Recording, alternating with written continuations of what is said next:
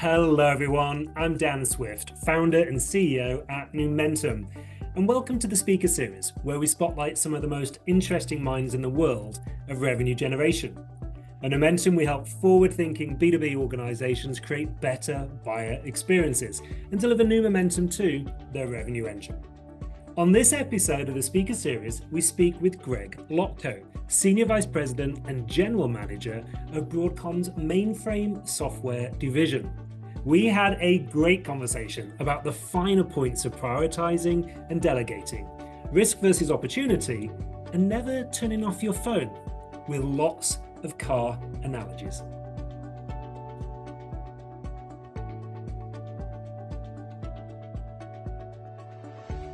So for folks listening today, tell us just in a few sentences a little bit about Broadcom, specifically obviously the mainframe division that you are responsible for, and then a little bit about your role as well. Sure. So Broadcom is a company that grew up out of a bunch of different acquisitions and for many years was focused on hardware. But they started their foray into software with the acquisition of CA back in 2018. And that's how I came into the picture. I was with CA since mid-2017. I had left IBM after almost 30 years. And next thing I know, we're being acquired by Broadcom, and it's been a fabulous ride. So that journey was all about Broadcom expanding its reach to the largest enterprise customers in the world, because in the hardware space, they were really a chip provider or a technology provider in the middle, right? They didn't deal directly with a lot of the large enterprises. So they acquired CA in November of 2018, and I'm the GM of the Mainframe software division here, which means I manage all facets of the business. You can think of it as kind of a franchise. That's actually how our CEO refers to it, or a wholly owned subsidiary type of thing. Not only do I have engineering and offering management, but it's all the product management, marketing, services, support, field pre and post sales, everything, any facet you can think of. Anybody who knows anything about mainframe and Broadcom is part of our team and part of our division. Amazing. Now, we've been working with your mainframe folks for about 3 years now or so. So I've learned a lot about mainframe. But for folks listening who maybe don't know much about mainframe, how would you summarize it for them?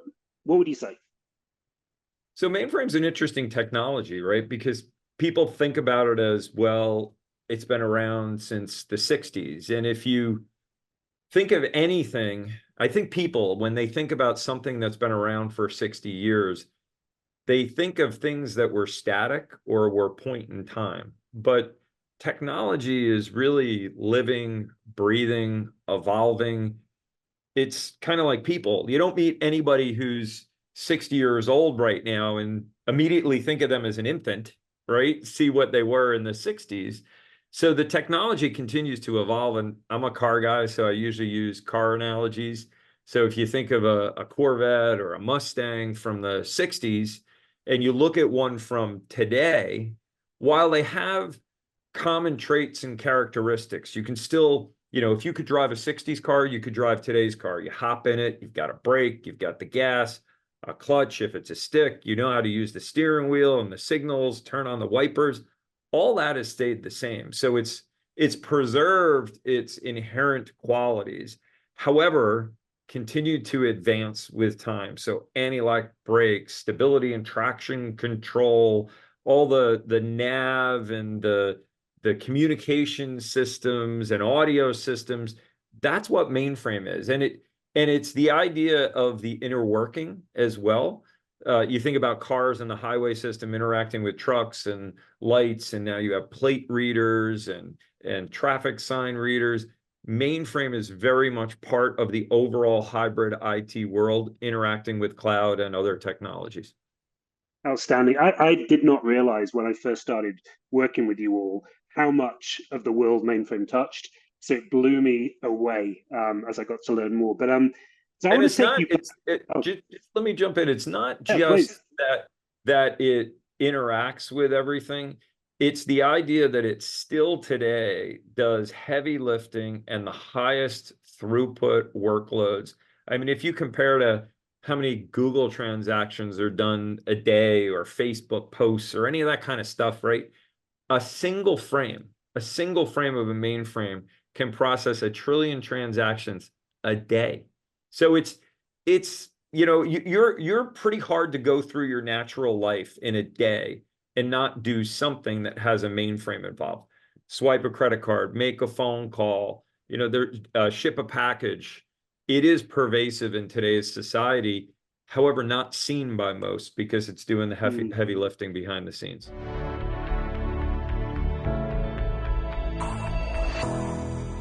I'm going to take you back now to when you were a kid. Did you sit where you grew up and think to yourself, you know what? One day I want to be the SVP and GM at Broadcom Mainframe Software? No. So at 12, I thought I would be an actor or a singer. I thought I was destined to be a performer. So I don't mind being on stage at conferences. I did musicals all through high school and did all that type of stuff. But interestingly enough, from 12 to 18 was very interesting because I got involved in computer science. We had some programs in our school. It was very interesting to me. If you think about when I was growing up, if you wanted to make it big in acting and singing, you were probably singing at the mall. There was no YouTube. There was none of that, right? So I showed up for opening night of my high school musical. I was Birdie in Bye Bye Birdie.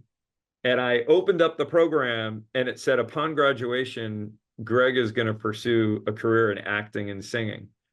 And I never thought I had told the producer that. And I had already decided that I was going to go to Clarkson University to be a comp sci major. So I pulled him aside and I'm like, what's this? Now he pumped me up for the night. He was like, but you're so awesome. This is what you should do. And I was like, no, the odds of me becoming an executive in IT at IBM or somewhere else are much greater than me hitting it big as a singer or an actor. And actually in 2005, I became an exec at IBM. Wow. I was going to say, I searched online when I was doing my due diligence and did not find any any videos of you singing or acting. But now I'm intrigued. So maybe as we get to know each other, some of that might exist somewhere. You never know. All right. Let's. You mentioned IBM. So obviously your career journey, a long time at IBM, which was incredible tenure. Then over to CA. And obviously through the acquisition to Broadcom. So normally when we have these conversations, folks at your level can pinpoint, sometimes it's a single moment, sometimes it's a couple of different moments in the career that they would describe as pivotal. So when you think about that, do you have one? Do you have a couple? I have a few. I think it was the openness to change or to trying different things that was the theme throughout my career that helped me be most successful. So whether or not it was something that I thought, oh, this is the next best good role for me or not, when an opportunity presented itself or I had a challenge in my life that I wanted to address, which meant changing an organization or moving myself physically, I always was disciplined enough to step back and say, okay, let's really think about this. Are there positives if it was something that I was thinking was a negative occurrence? Or, if I was overwhelming thinking it was positive, I would also think about, what might be the negative ramifications. But it was a theme throughout. IBM had a near-death experience in '93. And, a lot of my friends were saying, oh my God, you got to get out there and get a job before all the good ones are taken. And I said, no. I believe this company is going to survive and thrive. And I'm going to be one of the ones who stayed and help with the turnaround and everything. And that culminated in a very successful career. I ended up getting into management. Then my kids were born and my wife wanted to stay home with them. And I said, okay, well, I think that means I need to accelerate my career. And I marched into my boss's office and I said, I got moved into IGS at that point. And I said, I tell you what, you need senior managers in the field. Move me anywhere you want in the country. As long as it's for a senior management job, I'll take it. And then I ended up in Scranton, Pennsylvania, home of The Office. The show didn't come Right. out Yeah. till a few years after I was there. And then, that was a fabulous experience, but done for family reasons. My wife had health issues in 2000, and then I thought, okay, forget this with IGS. I got to get her out to California. I found a job in software group, and I just up and move. And I said, hey, I'm not going to worry about the career. I went from having about 250, 260 people reporting to me to being a line manager again with 2.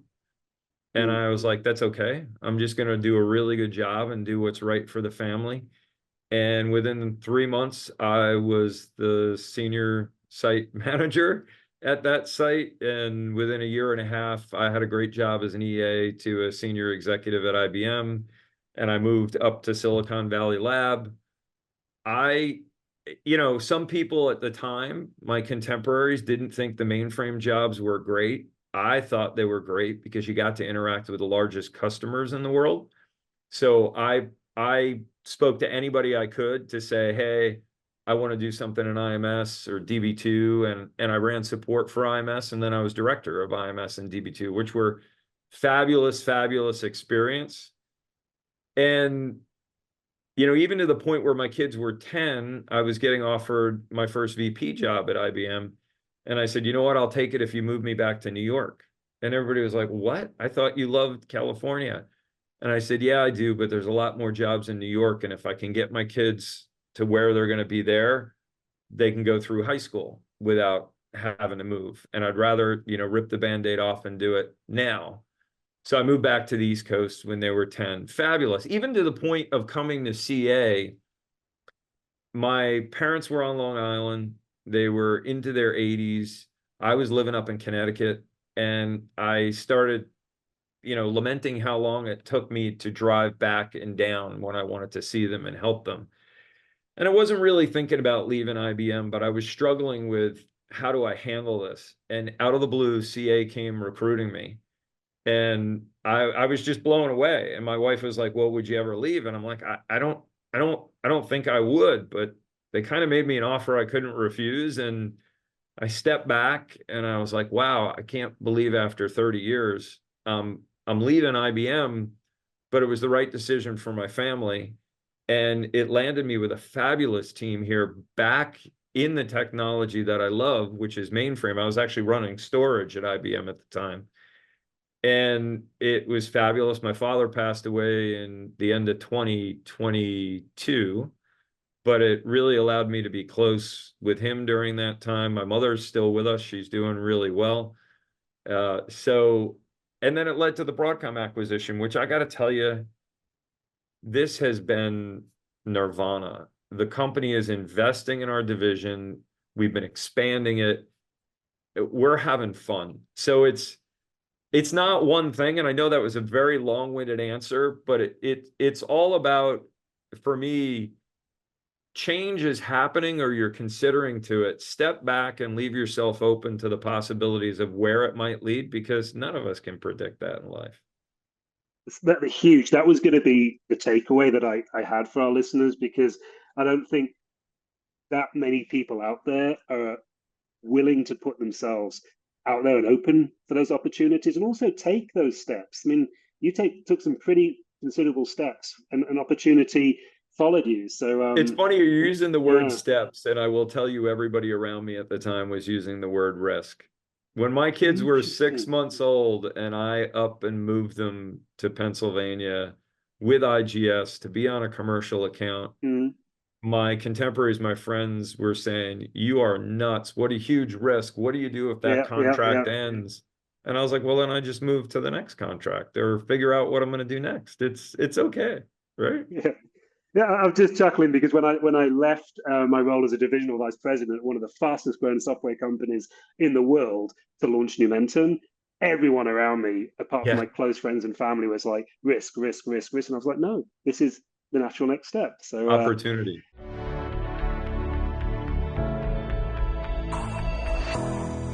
I want to ask you about a typical day. You explained to us earlier on your remit and everything that you have responsibility for.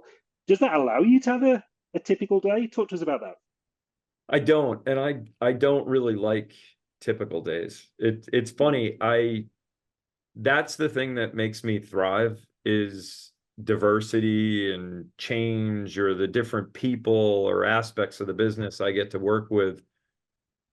Some people have a routine. They get up at this time, they work out, they shower, they do this or they do that at night, or they're always eating at the same time. I'm not a morning person, I'm a night person. I hate getting up before 6. God knows if I don't have a meeting, I probably wouldn't be up before 8 or 9. But I have no problem waking up. I mean, I can wake up if I have an alarm set and I got to do something. It goes off, I pop up and I get going. But I love the aspect of every day being different, whether it be focusing on marketing activities or upcoming conferences, doing a review of what we're doing in engineering or working on the strategy, even the financial aspects of running a business this size to ensure we're making our investments wisely, that we're being prudent for our people and for our customers. So I love the variety. I probably travel more than I'd like. I mean, I'm probably, on the road a good 60-70%. But that means it translates into probably 3 or 4 weeks out of 5. I got to go somewhere. But even that, I like the dynamicism of it. The idea that you're talking to customers in different areas of the world, or talking to team members in different areas of the world. It does make you tired. I'll freely admit that. My favorite, this is kind of sad and true, but comical. People say, how do you deal with the jet lag? And I say, well, if you're always exhausted to begin with, you don't really notice it, which is actually true, right? So I definitely live life to the fullest. I like diversity in people and activities, so I don't have a typical day. So, how does that work then when you've got all of this responsibility and there's a very good chance, unless and clearly you've figured it out, you're going to get pulled in so many different directions. So, how do you stay focused on what's really important, what does need to get done, and not get pulled in the places where you shouldn't be necessarily spending your time? Prioritization. You have to be really good at deciding effectively and efficiently what needs your attention. And for me, that started with email. I will not end a day if I have more than a screen of email in my inbox. And I literally mean that. I don't mean a screen of unread. I mean one screen. So throughout the day, I'm always looking at my phone in between meetings or looking at my laptop. And there's certain things that I need to know happened, but I don't have to take any action on it. So I look at it and file it. So if I need to go back to the detail, I can find it. There's certain things I look at and I go, I'm never going to look at this again and I don't need this. And it immediately gets deleted. If you leave it around, it's like junk at your house, right? It just accumulates. For the things that are important enough for me to act on, if I can't act on them in the moment, I leave them in my inbox, usually unread. Even if I've opened it and read it, then I mark it unread and put it back, because that number on my phone will annoy me and make sure I go back. And then if something sits in my inbox for more than a couple of weeks and I don't do anything with it, then I know I misjudged and I just file that. I go, hey, if I didn't do anything with it in 2 weeks, it's not important enough. So I'm very quick at, this needs me or not. This needs to be done now or not. It's just informational, or no, there's somebody on my team that can handle this, and I'll put it off to somebody else as a delegation. I also am very disciplined about delegation. I always tell people look, I'm going to tell you if I need you to do something, how fast it has to be done, and whether or not you have to get back to me. If I say, hey, I need you to handle this today and let me know when it's done, okay, it's important, it's high on my radar. If I say, please handle it to me, no need to get back for me and no need to get back to me, the reality is 2 or 3 weeks from then, if I ask one of my team about it and I say, hey, what did you ever do with that? And they say, I didn't do anything. It wasn't important. I go, okay, I delegated that to you. I didn't tell you to come back to me. I trust your judgment. And I also always tell people, if I ever double check on something and then I start giving you a hard time of like, well, I wish you would have done this, to look me in the face and remind me and say, hey, Greg, remember you said if you delegate to me, it's my judgment if I don't have to come back. Peace. And I back Yeah. off. So living up to that and doing it regularly as a discipline has helped immensely, immensely. I'm taking you back to something you said. You said you're a night owl.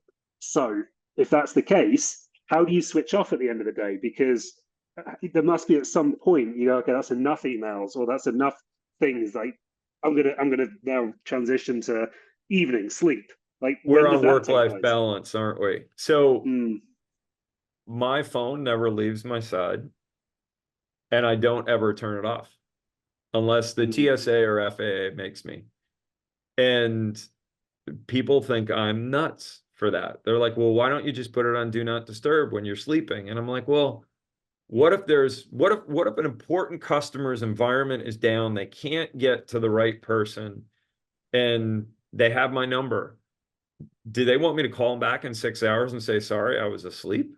If they're to the point where they're going to call me, it must be urgent. mm. So I am in the process of moving to Texas. I live in New York now. I've lived in Connecticut and 2 different places in California in the last 24 years. My phone number is still a California phone number from when I lived there. That was the other thing. I never changed my phone number because I've given it out to too many customers in the world. So I don't disconnect. And I know that sounds horrible to some people because they're like, how does work-life balance work for you? The reality is, in the last 5 years, I've maybe gotten 3 calls from customers that were urgent, and I was able to handle them within 5 minutes, and it was fine.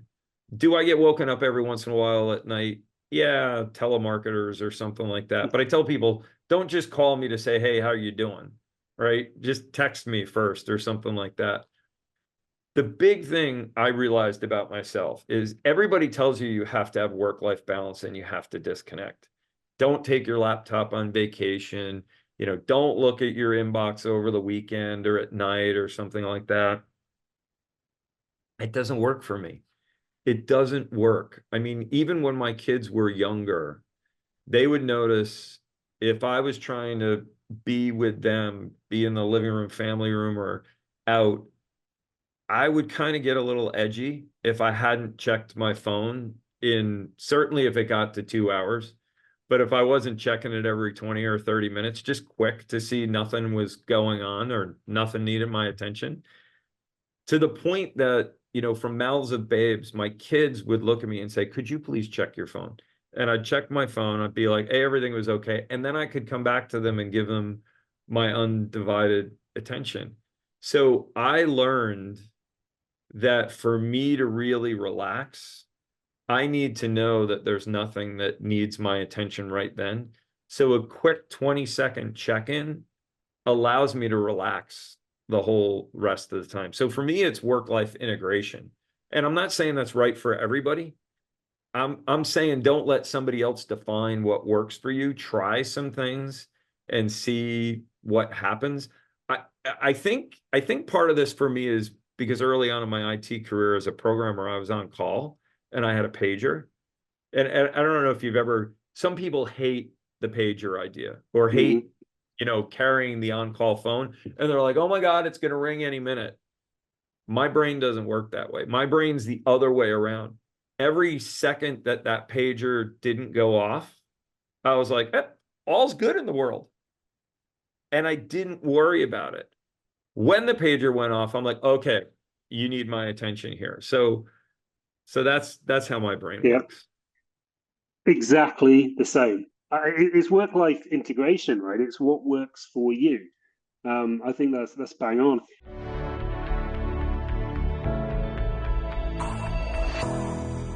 The way you described the way that you manage the pressures of the role, delegation, trusting your people, that's because you've been a leader for a long time, right? You've figured out what works for you and you've figured out the kind of style of leadership you want to have.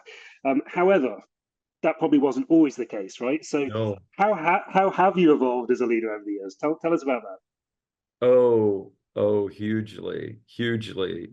So I said, 12 and 18. The other thing that happened at age 18, I had already been working as a crew on the ferries off of the coast of Long Island, the passenger ferries. I had been doing that for 4 years, and I got my captain's license at 18 for 100 tons. Very militaristic, authoritative leadership environment, right? If you're a new deckhand, you're a low person on the totem pole. If you're the senior deckhand, you have somebody to assign tasks for. If you're the captain, you're law on the ship. So I was used to being the expert, knowing what needed to be done, responsible to tell people what to do to keep stuff ship shape, right? So very early on in my career, that's how I tried to lead, even in a creative environment like IT and programming. And I was failing miserably. I mean, my technical work was good. I was getting projects done on time, but when I was starting to lead people, they sure weren't enjoying working with me or for me. And fortunately, I had a good friend and manager that pulled me aside and said, uh-uh, the team could be so much more successful if you were open to listening and working with them and not just trying to be the expert about everything. She used much harsher words than that, by the way. And she also invested in me and let me take some training, which was fabulous. But there was a major aha. I remember it like it was today. I honestly, when I started doing it, I figured I'll fool them. I'll go through the motions. I'll lead the way they want. And then when I get into management, I'll show them really how it's done, which I know sounds incredibly arrogant. But, we have these thoughts at times, right? So it was remarkable. I really started studying what she and others were teaching me and coaches and classes. And I remember shaving one more morning and I was reflecting on how much better things were going. And I was thinking, this is great. I mean, I wasn't in management yet. I was just a team lead, but I was thinking, this is going to get me closer to my goal. We're more productive. The people are getting along better. I'm actually enjoying working with the team better. They seem to be enjoying me better. And I literally stopped shaving mid shave. And I looked myself in the eyes in the mirror and I went, oh my God, she was right. I'm the problem.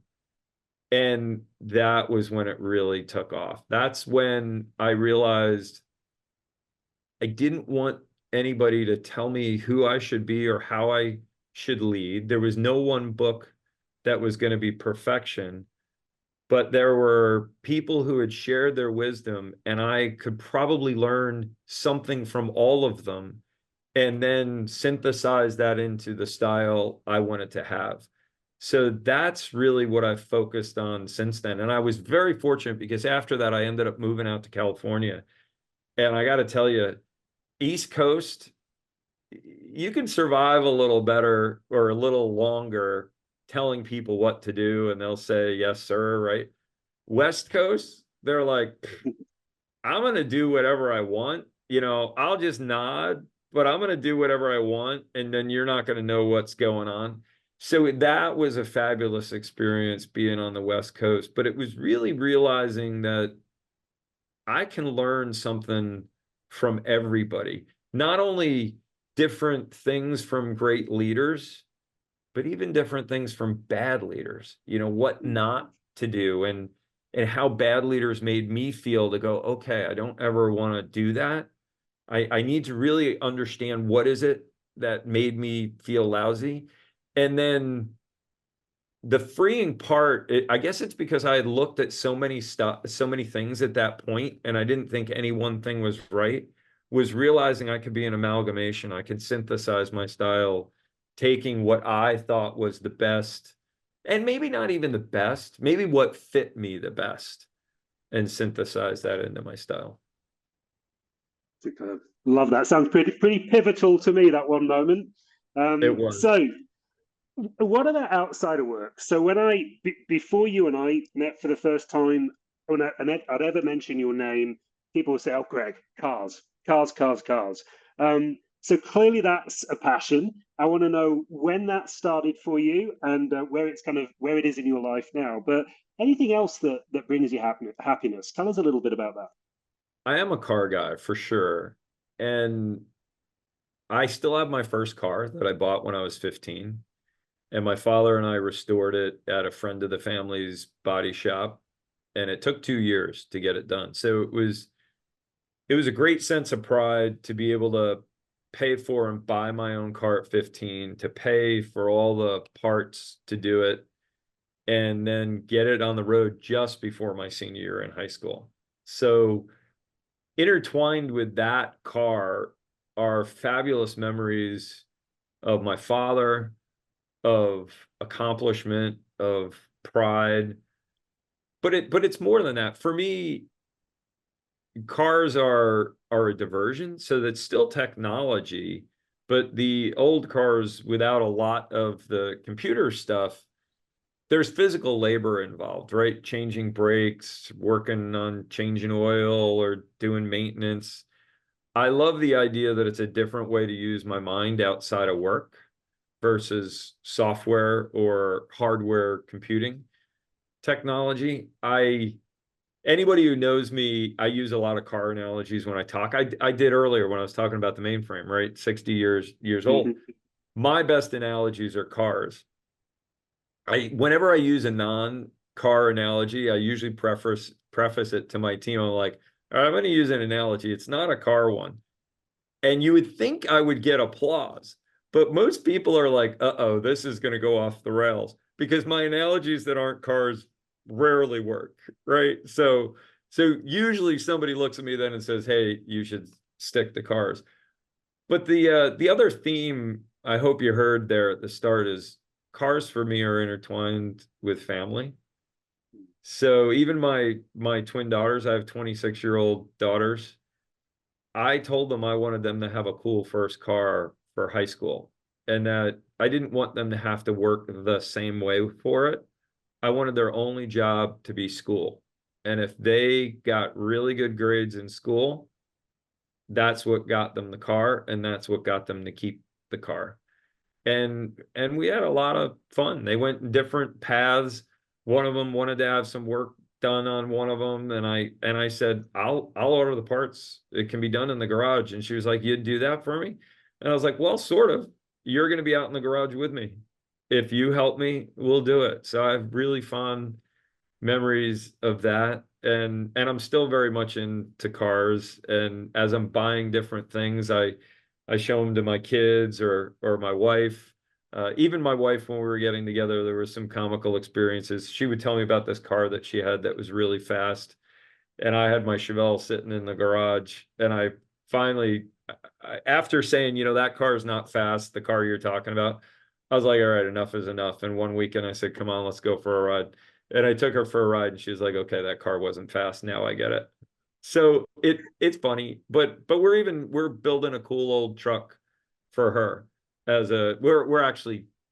we're designing it and everything. A shop is doing it. I don't have the time to turn the wrenches like that anymore. I will in my retirement, and I will maintain all my own cars at that point. But it's a family affair. And for me, it's motorized things, because I did have a boat here on Long Island. Anything that's got the mechanical motor that drives propulsion is fascinating to me.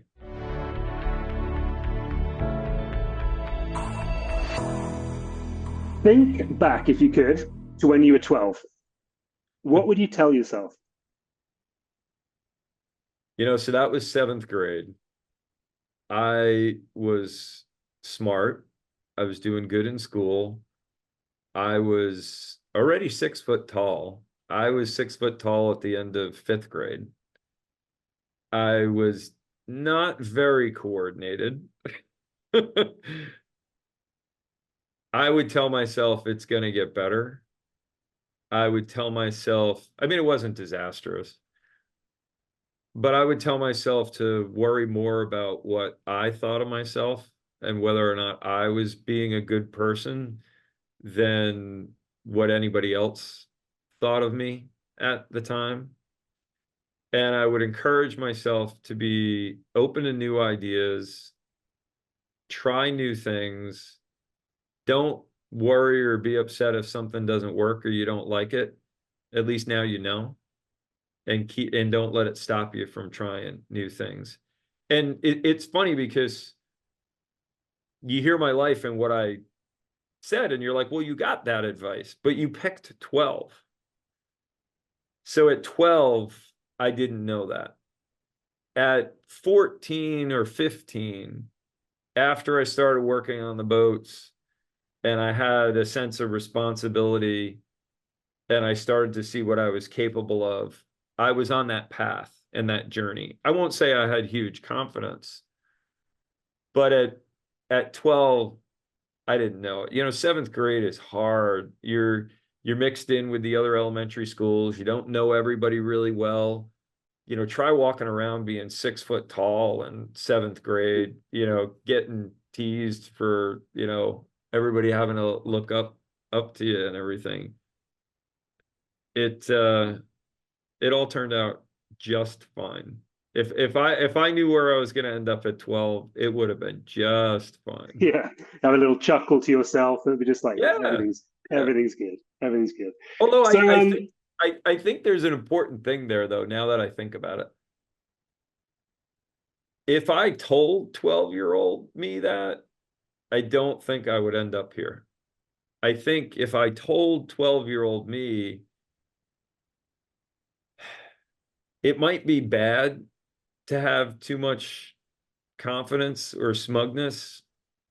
I think the journey creates the person. I think finding your own way, you can't just be told these things, which is why, I hope anybody who's listening to this, the biggest message here is be true to yourself, explore yourself, and think about what things mean to you. Of course, yes, those around you, but you want to think about who you're being and how you're being it. That's where the joy in life comes from.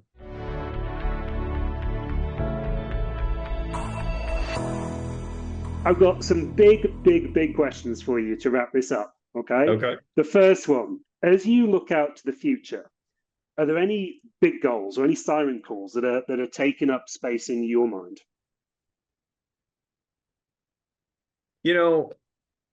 I'm extremely fortunate. I've been in the mainframe space in and out my entire career. I mean, something like 80% of my career has been in the mainframe space. And up until the Broadcom acquisition, I was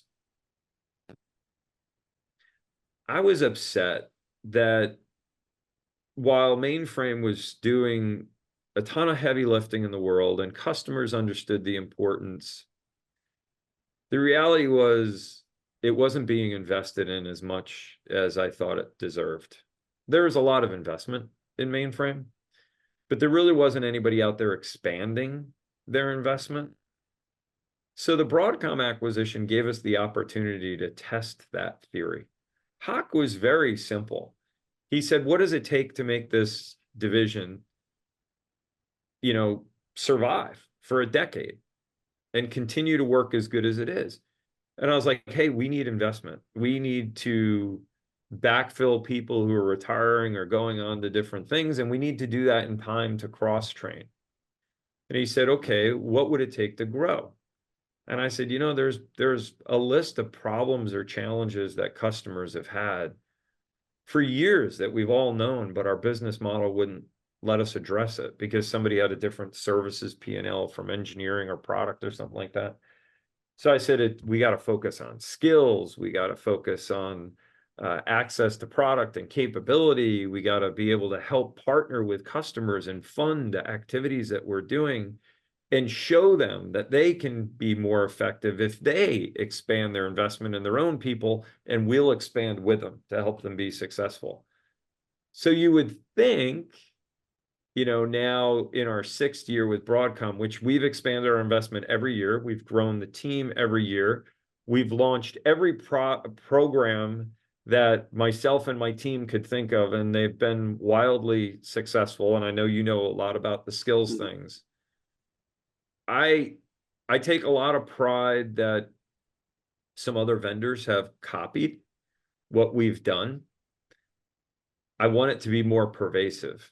I want the idea of investing and partnering with your customer, of giving them access to education, you know, at a reasonable price, or if they're already buying software from you, at no cost for those products, because it's symbiotic. It helps them be more successful with the capabilities.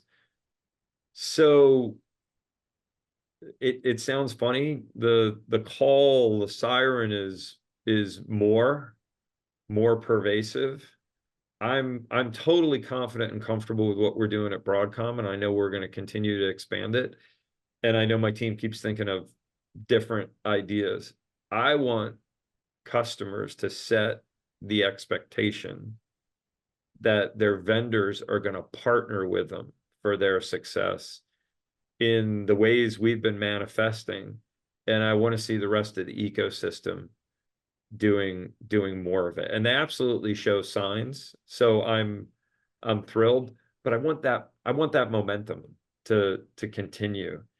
And, you know, for me, I can't move on unless I truly believe that I'm leaving this place and this team in good hands. I take very seriously not only the responsibility to our customers who run the biggest institutions, government, businesses in the world, but their customers that they support, hence why my phone never gets turned off, but also all the people who are working in this ecosystem, that it's their livelihood. That makes it all sound financial. When I say livelihood, people love working in this space. They don't want to work in another space. So I want them to be able to continue their careers. I want people to launch new careers today and be able to count on having the experience I have 30, 40 years from now. Greg, absolutely phenomenal. Greg, I want to say a massive thank you on behalf of Numentum for joining us. I really enjoyed the conversation. Thank you so much for sharing. My absolute pleasure. Thanks for having me. And thank you for everybody out there who listens. Take care.